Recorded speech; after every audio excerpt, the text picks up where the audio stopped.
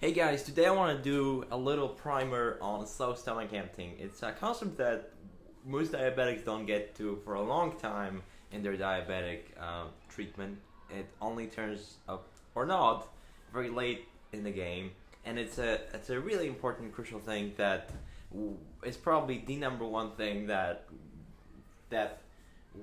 other than actually being strict with your diet and the plan that you're following, it's slow stomach emptying is the number one thing that will prevent you from, at least to some degree, from achieving normal blood sugars.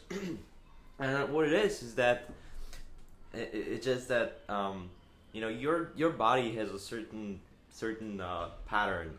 Everything has a pattern, and it's following a paradigm that is supposed to make it healthy, and is supposed to kind of give predictability to your body so that it doesn't have to have any stress about any of its day-to-day operations. And the same thing happens with digesting food. So when you eat, when stuff goes into your stomach, um, your food is supposed to empty from the stomach at a specific rate, and then the insulin that your body secretes is like a pre-made hormone that that has a certain potency in itself, and so it's expecting the stomach to empty in a certain way so that the insulin can hit at the same time as the food from your stomach. And that's what usually happens for healthy people and for diabetics in the early stages. However, as your diabetes progresses and your sugars stay up, and up is anything above 83, 85, 90, even if it's 100, that's still pretty high. If your sugars stay up, the delicate nerve connections in your body get progressively damaged. And so from day to day to day, they get weaker and weaker and weaker, and more sugar gets into them, and eventually they sort of die out. And there's a really powerful nerve at the end of your stomach called the vagus nerve that controls. There's a lot of stuff there, obviously, but in a big way, it is this guy who controls what happens with the food, how fast or slow it empties from the stomach. And it just so happens that if this nerve is messed up, as it will be if you don't control your blood sugars, well, the food will just sort of sit there, or it will empty really fast.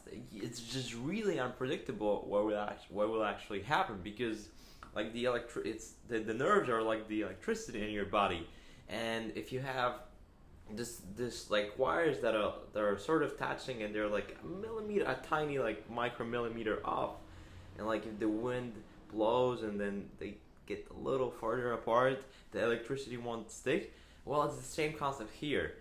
So you just don't know, and so when you eat a meal, you give yourself insulin. Well, guess what happens? Your sugar can go low because the food hasn't been digested. It's just sitting there in the stomach, and so you don't know what to do. On the contrary, now you notice that pattern, and you see, okay, so my food needs about an hour to get out of the stomach, so I'm gonna wait for a little and then give myself insulin. But then that doesn't happen the next day. Your food actually does get digested immediately, gets thrown out of the stomach, and now you get a high sugar, and it's just this spiral of ups and downs that is very hard to control, and it's very hard to predict, and it's, like I said, probably the number one thing that will mess you up. So um, two things. How do you diagnose it? Well, if you give yourself regular human insulin 40 meals before a meal, and your blood sugar doesn't go up, so if you count carbs and you count protein and you give yourself a dose of insulin before a meal, and you are at 83, and 83 before, during, and after a meal, then you're fine. If you give yourself insulin 40 minutes before, and then you're all of a sudden low, well, then that's very likely a sign of gastroparesis. And in fact, instead of giving yourself insulin 40 minutes before, you may need to give yourself that dose right on the money, right when you eat, or even an hour after, or sometime after your meal.